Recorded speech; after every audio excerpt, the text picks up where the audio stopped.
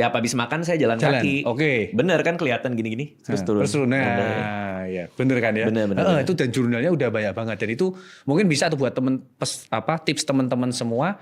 Tips simple banget, habis makan udah jalan dulu bentar ya 10 menit gitu cukup. Teman saya waktu itu di mall, habis makan, dia jalan, dikejar dia. Nggak bayar dia. Ya salah. Habis makan langsung jalan aja. Salah itu. Wah seru banget nih. Saya jarang-jarang nih ketemu sama dokter medok nih ya. Saya nanya-nanya lagi boleh ya? Siap, boleh dong. Jadi saya punya mungkin cuma 2 WhatsApp grup di handphone saya. Yang satu itu grup alumni SMA, satu lagi grup keluarga, 3 berarti. 3. Satu lagi adalah sebuah grup WhatsApp yang berjudul APES. Apes. Ya, Asosiasi Penulis Sejahtera. Oke. Isinya itu adalah penulis-penulis. Penulis, oke. Ada Dewi Lestari, ada Mas Wadi, ada JS Hairan, ada banyak lah penulis-penulis. Tapi alih-alih kita saling menceritakan teknik-teknik menulis kami di grup itu, yang sering terjadi adalah laporan cedera.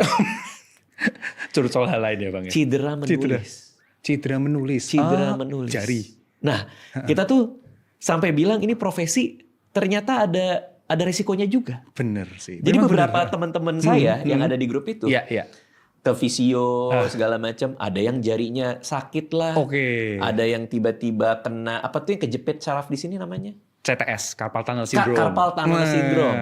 Sampai harus pakai spleen gitu. Padahal kan mereka kerjaannya kan menulis. Gini, Wah, saya sebagai penulis yang jarang menulis, saya jarang sebenarnya.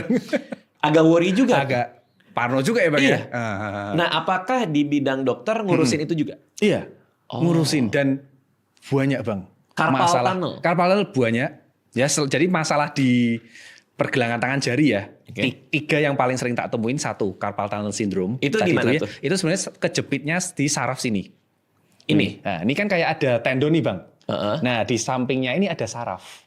Ya, jadi kejepit sarafnya di sini, ya sarafnya itu dia mensarafin jari-jari kita, terutama jari 1, 2, 3. Jadi seringnya tuh ada rasa sakit kesemutan baal di 3 jari ini. Kenapa dia bisa kejepit? Kan dia ada di situ aja. Karena kemungkinan... Lu kenapa lu? Ini anak lagi ngecek semua anak magang meraba-raba ini dia. Wah, gua karpal. Kenapa? Ya. Kena lu. Terus? Spider-Man malah jadi. Spider-Man juga carpal tunnel tuh kayaknya. Lah, kenapa kok bisa? Biasanya memang karena repetitive injury. Repetitif soalnya gini. Saya masih nggak ngerti. Ini kan berarti syarafnya kejepit. Iya, betul. Kejepit oleh tendon. Bukan. Jadi di atasnya tuh ada namanya kayak retinaculum tuh kayak jaringan lah. Jaringan di pergelangan tangan ya. Nah, itu seringnya kalau kita ngetik kan ini kan secara nggak sadar. Nah, kan gini terus ya Bang ya. Gini kadang kayak pakai mouse kan gini juga nih. Ini kan ketekan terus. Nah, dari ketekan itu bisa penekanan itu bisa bikin si sarafnya meradang. Karena istilahnya kayak anggap aja badan kita kegencet terus. Nah, atau si jaringannya itu dia kayak menebal dan meradang yang menekan sarafnya. Oh, masuk akal. Seperti seolah kapalan gitu. Karena menebal. Ya, ada miripnya. Seolah gitu. aja Seolah menebal hingga mengenai saraf. Sama kayak HNP tuh. Betul. Dia kan menekan kan karena cairannya itu tuh. Itu kurang lebih itu carpal tunnel. Terus yang kedua sering itu, sakit di sini.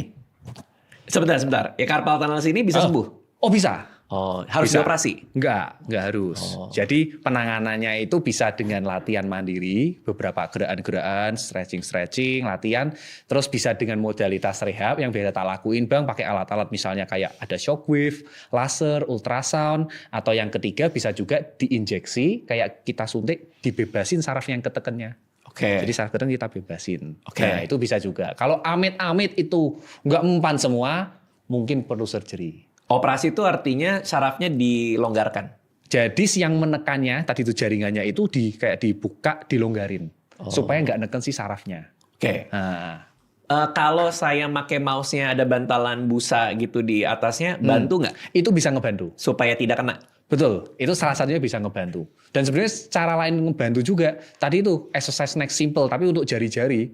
Jadi memang ya tangannya kayak kita sering-seringin, stretching gini, kayak tahan gini juga kayak.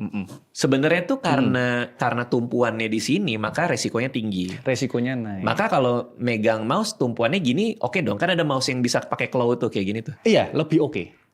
Betul, lebih oke. Jadi kalau gini itu lebih oke, Bang. Nah, soalnya saya waktu itu kenanya di sini.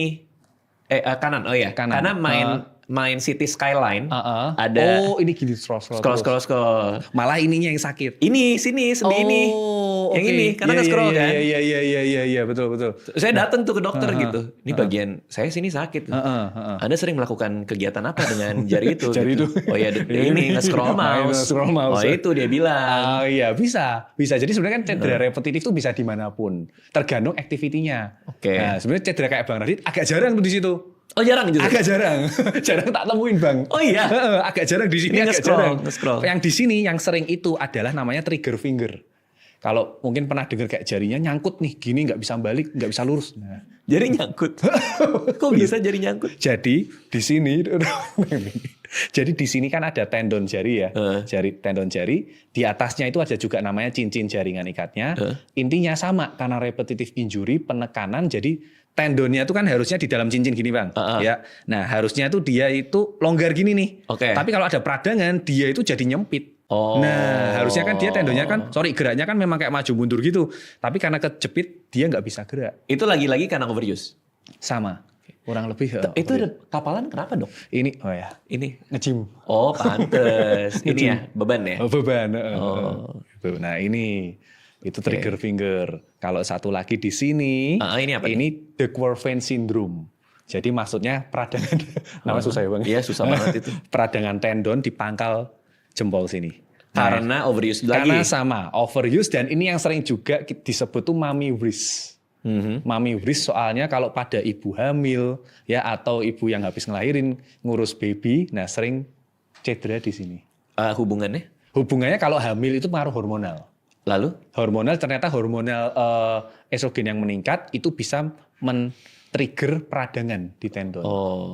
Nah terus habis itu kalau ibu yang rawat baby ya karena gerakan-gerakan gini Bang, gerakan ini gini, ini kan, ini kan naik turun, nah itu biasanya itu tuh paling sering tuh CTS trigger finger ini nih yang paling sering tak temu.